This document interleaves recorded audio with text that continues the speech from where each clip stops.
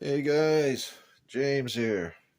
And I want to do a little short video on, I guess what you'd call high value budget concealed carry weapons, pistols. Here's a few that I have. These are all cleared. No ammo on other than over there on the table. Nothing in the guns.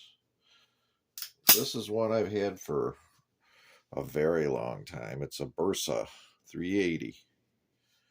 Nothing special. You can see it's kind of worn because it's been used a lot. But I'm the kind of guy, if I carry it, they tend to get beat up and stuff. I really don't see the need to buy a really high dollar concealed carry weapon because 99% of the time it's being carried or in a glove box or thrown in a truck or whatever. And they take a toll on the finish and everything. And the way I look at it, if it's a reliable weapon, it doesn't really matter what you pay for it. And these old Bersas are about as reliable as they get.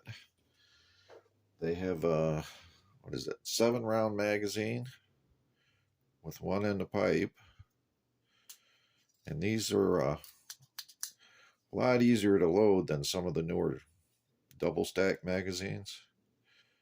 So anyway, this is the old school type of pistol, and it's a double single action, and it has the, I don't think it'll cock without the magazine being in there, or at least it won't hold the slide open anyway. This is the old model. This is probably from the 90s, but this thing just never jams. And that's kind of what you want for a concealed weapon anyway, is something that just always works. Here's another one. Carried this for quite a while. This is a Taurus 605. And I like this one because when I got it, it had this 3-finger groove grip on it, where most of the compact revolvers have a 2-finger grip on it. And I can get my big old paws on it with it having the longer grip on it. But anyway, it's only a 5-shot, but 357 Magnum, you don't really need a lot of shots. Wanna normally do it compared to some of the other calibers. But that's been beat around with me for a long time also. There's one of the holsters I got for it. I like leather holsters. I'm just partial to them. And I like this, what they call a sweatband, I believe. Just to keep the metal off of your body as you're carrying it. This is a Taurus G3C. I like this one too compared to most other compacts because I can get a 3-finger hold on this also with the magazine in it. If you take the magazine out, it's a 2-finger deal, which I find very hard to control, even at a 9mm. But with it being made like this was one of the selling points why I picked the G3C. And I gotta say, it works all the time. It's just much better than, I guess, the older Taurus. They had kind of a bad rep, but I think they've stepped up their game with this G3 series. And this particular one has safety, which I prefer. You don't need to use it, but I like to use it. And it has the trigger in here. Like I say, this is empty. But this trigger has second round fire capability. If you ever was to have a misfire, rather than racking the slide, you can just pull the trigger again. So if you had a soft hit on a primer, just wrap it off again. So that's one of the other things I like about this pistol, besides it being a big enough grip for man hands. It has that second round capability. And you can get one of them. I have one somewhere. I didn't get it out, but it's a laser deal that goes in the barrel. That every time you pull the trigger, it'll shine a laser out the muzzle, and you can actually target practice in the house with it. So with it having that second round strike capability, you can actually practice in the house. And besides the magazine that it comes with two more. It's 3 magazines that come with the gun, and it's under $300. I think I gave $275 for that with 3 magazines.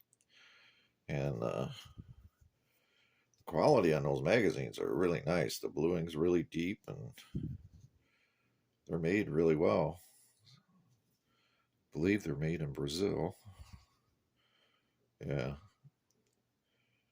made in Brazil, but they're very good quality. Never had any problems with jamming or anything like that with this pistol. Here's another one. This I actually gave to my son, but we've shot it quite a bit. This is the Rock Island Armory model 200, and it came with that finger groove type grip and everything. You can see it's based on a Colt style pistol. Matter of fact, I read somewhere or saw online where Colt actually sold their tooling to Rock Island. These are made in the Philippines, but it's all made on Colt tooling. And it's, I gotta say, it's a 38 special, but it's much smoother than I ever thought it was going to be for the money, because if I remember correctly, this was $225. Great price for a beat around pistol. And it also has a very, very nice trigger. Single action is like almost nothing. And it's nice and crisp, which really surprised me. It's actually a very nice action for the price point. I mean, even without the price point, it rivals some of the higher priced revolvers. I mean, this is, you'd have to try one, but that action is slick and crisp right from the factory. The only thing I didn't like was when you get these new, they come in a plastic bag and it's just coated in oil. It took a while to wipe down all the oil off of it, but I guess that's because it comes from overseas. They want to make sure it doesn't rust away. I mean, it doesn't have a fancy finish. It's what I guess to be a Parkerized finish. But for a nice beat around pistol, it has a 4-inch barrel. And it shoots dang good. So anyway, I've got my little collection of holsters. Like I say, I prefer the leather, but I do have this one for the what is that? The G3C. I have this leather one for the Bersa. I have this pocket style, and actually I do believe the Bersa, the 605, and the G3C fit in this one. That's if you don't want to wear a holster and just want to drop it in your pocket. These work real well. But anyway, this was just to show some of the different pistols you can get that are quite reliable. I've had them for years. I can attest to their reliability. And be quiet, Doji. And they work. So anyway, for those out there that's thinking about something they want to carry or throw in a glove box, here's some options for you. That's all I got. Thanks for watching.